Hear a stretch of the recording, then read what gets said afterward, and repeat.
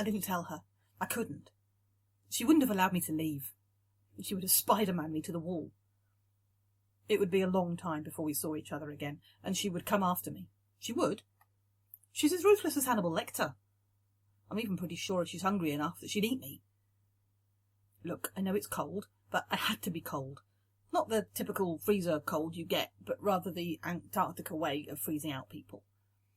To be honest, I'd been hoping for an escape for a long time. I just needed time away. I needed to see them again. I needed to rediscover the reason why I did the things I did for them. I say did for them, but who can be sure anymore? Anyway, she wasn't coming after me. I was determined as a hungry, starving lion about to kill a gazelle to feed itself. Oh, good thoughts, mate. Oh, this is why you're tragic. Focus.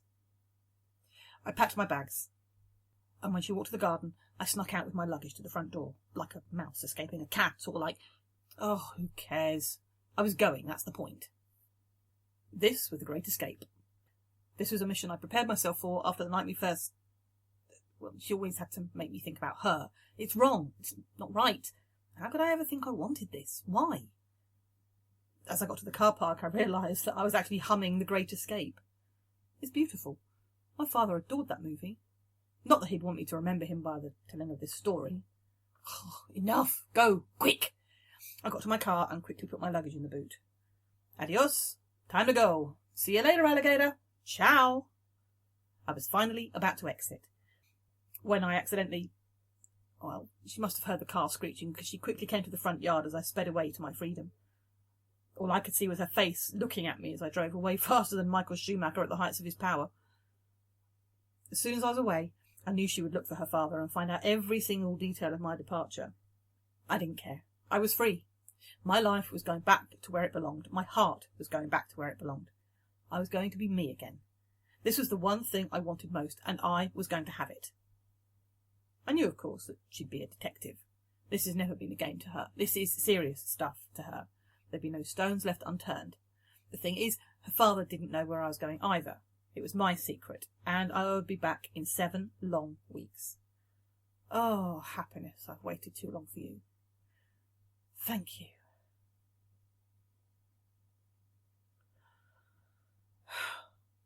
I'm back.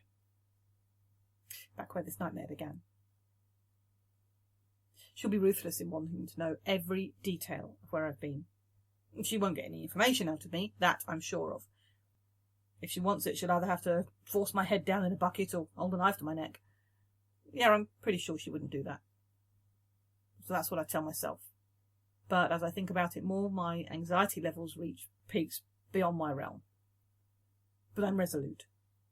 I heard from her father on the phone that she had a new man. Someone that treasures her or even loves her. My first thoughts were one of prayer, as I hoped that would take less pressure off my shoulders. I opened the door with my keys. She's coming downstairs, but she doesn't look at me. She knows I'm there, but she's feigning a lack of interest. I put up a hand to say hi. She ignores me and walks towards the living room, and my eyes go to her bottom. I realise that flaw and look up to catch her looking back at me.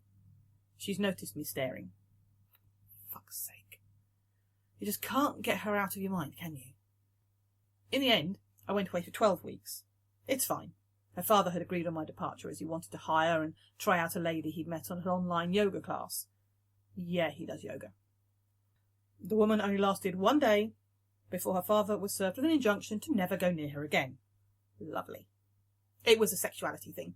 He found out she was lesbian, and he, being the stupid man he was, decided to ask her if her and her lover wanted to... Well, what a dick. You want a definition of one? It's my boss. I walk into the kitchen with a smile on my face, and there's a man there. He's sat on the armchair, and Kiera is sat on his lap. He's got his arms around her. I'm so relieved. I smile.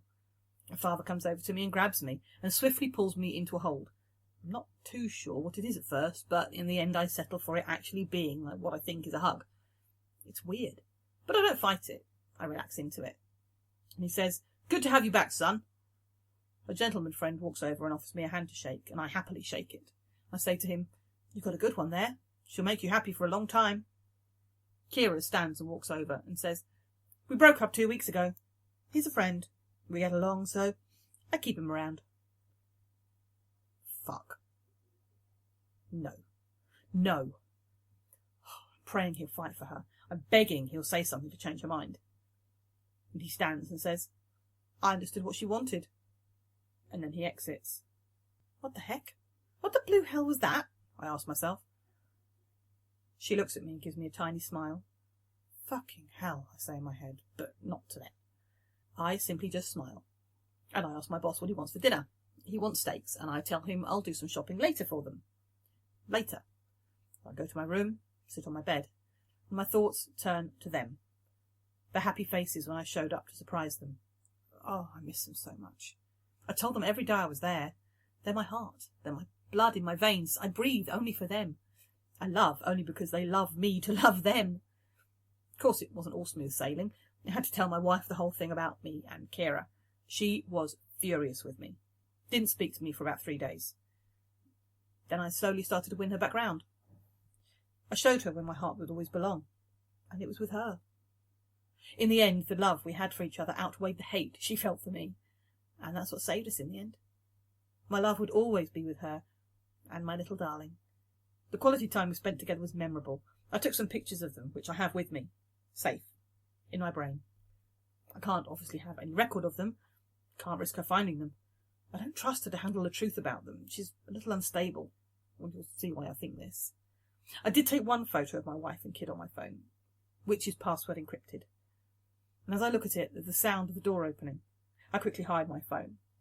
And then she's in the room, and she walks over to me. It's a slow, menacing walk, like a prison guard about to go to the death chamber and inject the poison into my arm. She sits next to me and says, You're going to have me now. It's been 12 weeks of me looking forward to seeing you again. It's weeks of me wanting you inside me. I'm done waiting. I want your love heroin, and I want it now. Then she goes on, saying, We'll make love, and then we'll forget the torture you brought me. She kisses my neck. I tell her I'm in love with someone else. She stops kissing me and looks at me. I think, fuck. No, why did I say that? You know why? You promised your wife you wouldn't touch her again. She asks, Who are you in love with? I can't think of names. She asks again, Who is this person you're in love with? The question goes unanswered for a beat, and she resumes kissing me. I need it to stop. I quickly search for 2 names which she'd confidently believe were people I loved. 2 names spring to my mind. Her father and her gay half-brother. I can't say her father, it's already too weird. I have to say his name. I hate myself. But I need her lips away from my neck. I can't let her... Oh, it's so good. Maybe I can just let... No! It has to stop. You promised her. End this now. Say it to her. Do it. For God's sake, move your fucking lips already. This is the only option that might stop her from even trying to. So I say it. I'm in love with Ethan. And I'm gay. She's stunned. She almost can't believe it. She has this look I can't decipher. I mean, I could be stuck with her for 1,000,000 years, and I would never figure out that look. She walks out of the room. I sit thinking, hell just got a lot hotter. Things are about to get more twisted. You're about to crash land on planet Mars. Which translates to, son, you're fucked.